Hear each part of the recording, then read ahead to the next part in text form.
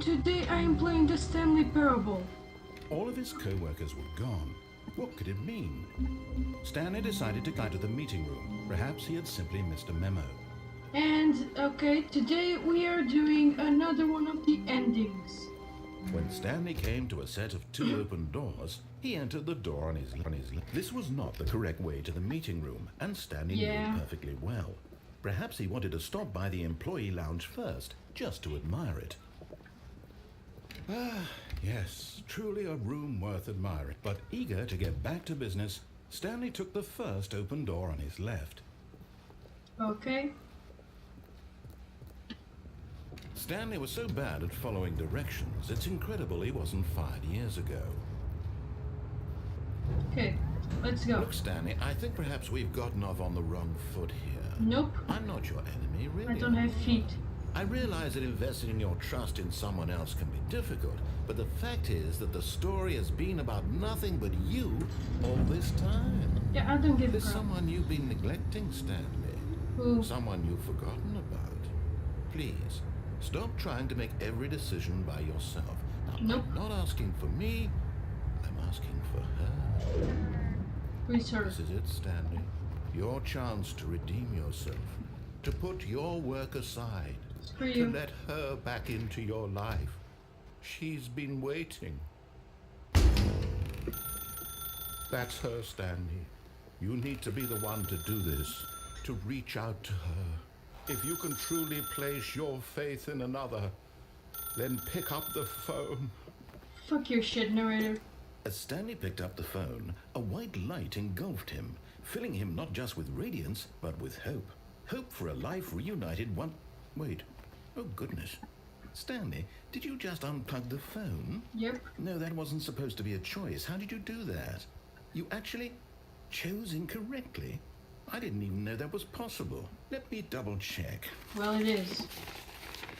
No, it's definitely here, clear as day. Stanley picks up the phone. He's taken to his apartment where he finds his wife, and the two pledge themselves to one another. Liar. Music comes in, fade to white, roll credits. Liar. Not picking up the phone is actually somehow an incorrect course of action. How is that even possible? None of these decisions were supposed to mean anything. I don't understand. How on earth are you making meaningful choices? What did you... Wait a second. Did I just see... No, that's not possible. I can't believe it. How had I not noticed it sooner? You're not What? Stanley. You're a real person. Yes, I am. I can't believe I was so mistaken. This is why you've been able to make correct and incorrect choices. And to think I've been letting you run around in this game for so long. If you'd made any more wrong choices, you might have negated it entirely. It's as though you completely ignored even the most basic safety protocol for real-world decision-making. Or did you not grasp the severity of the situation? Well, I won't have that kind of risk on my watch.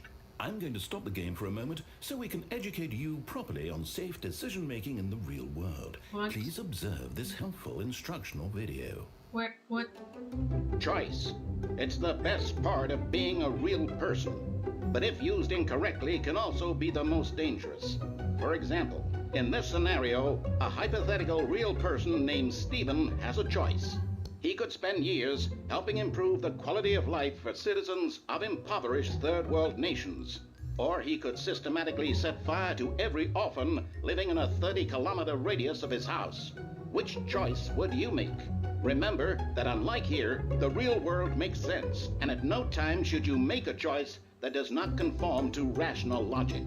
If you find yourself speaking with a person who does not make sense, in all likelihood, that person is not real. Allow the person to finish their thought, then provide an excuse why you cannot continue talking. Turn to a partner and practice saying, "My goodness, is it 4:30? I'm supposed to be having a back, sack, and crack." Practice. Okay.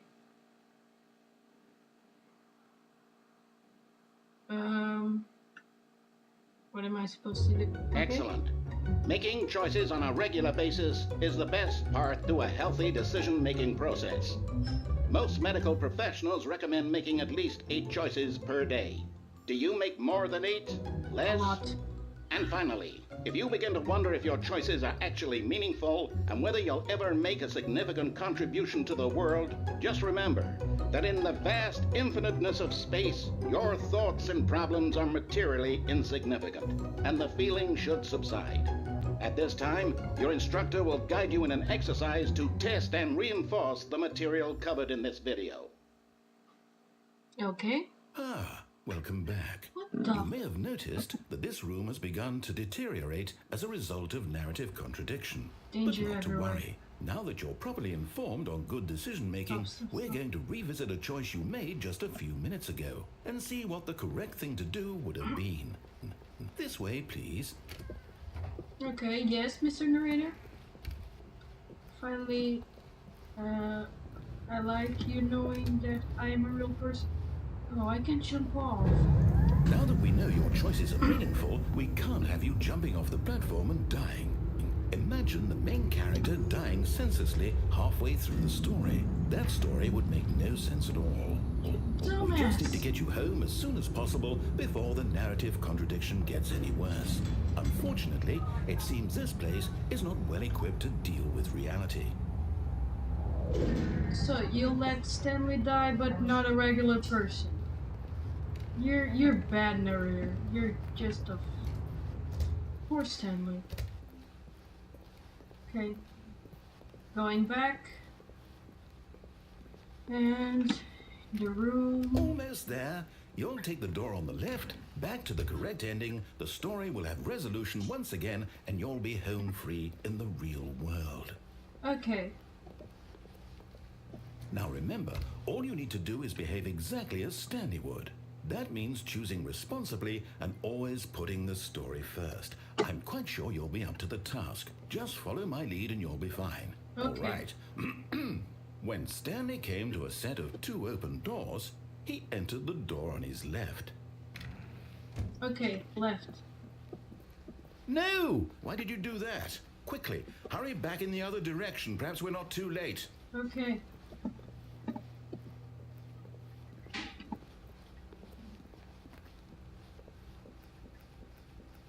Lag. Guys, sorry for the light spikes. It's ruined. I can't believe, after everything we talked about, that my story, you've destroyed my work. Why? For what? What did you get out of that? What did you think was so special about seeing the game undone, left here like so much garbage? It's worthless now. And what am I supposed to do? Even if there were a way to continue, would it be worth it? To know that my story is now incorrect? How can I go back to that? I can't erase that knowledge. I'll have to live with it forever, reliving its impossibility forever. I couldn't live that way. Is it better to shut the game down entirely? To willingly destroy all of my work? I don't know. What's the answer? What do I do? What do I do? What do I... No, I have to. I have to shut the game down. I have to. I have to. Don't. I like the game. No! Wait, I'm still here. I'm still here. I'm not dying. What? Help?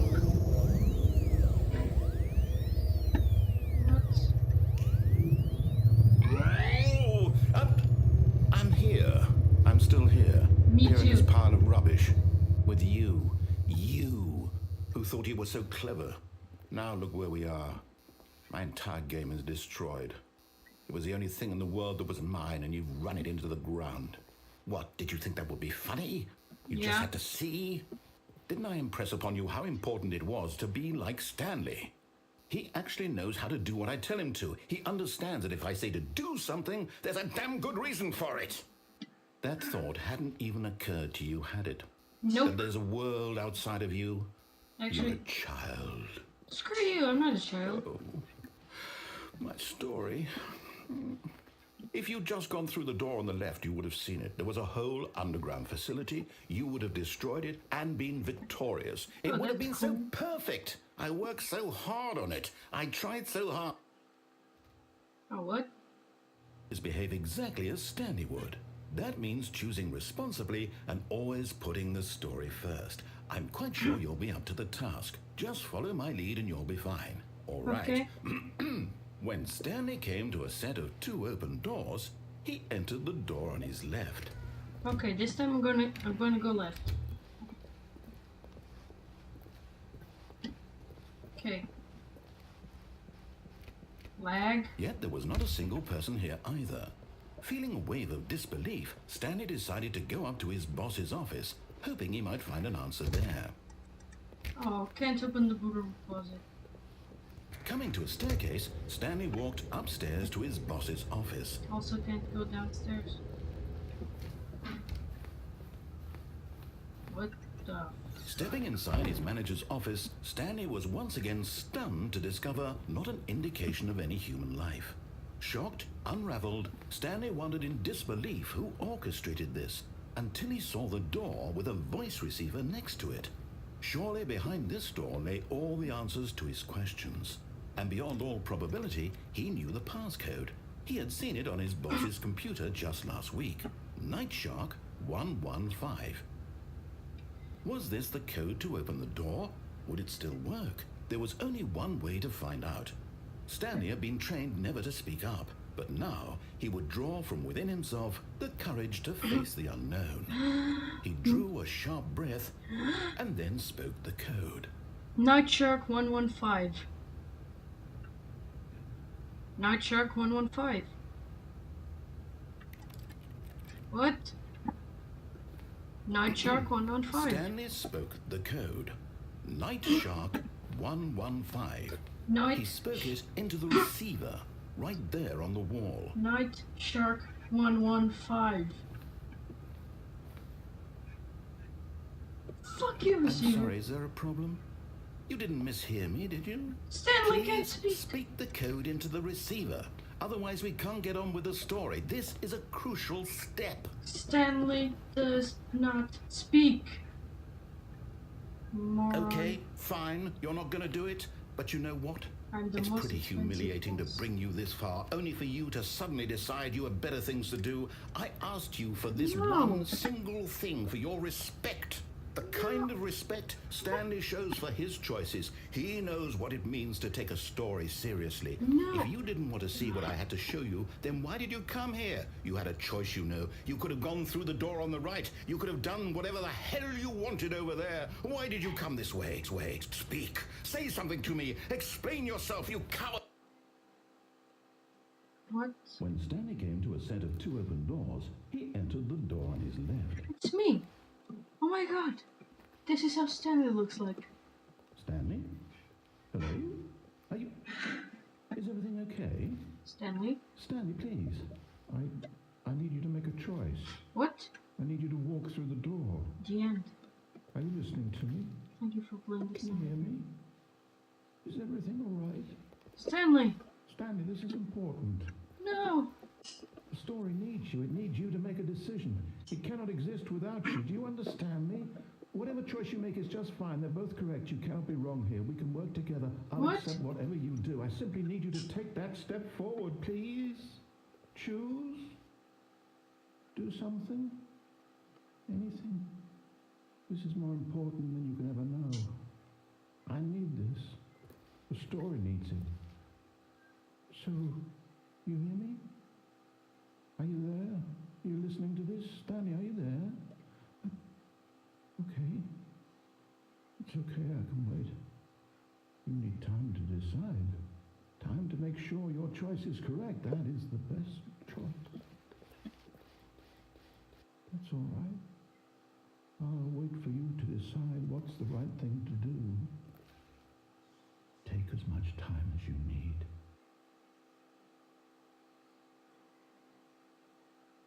This is tragic. Wow. So that ending was... Oh my god, I don't even have words to describe this. This has been Dual Dandred and goodbye.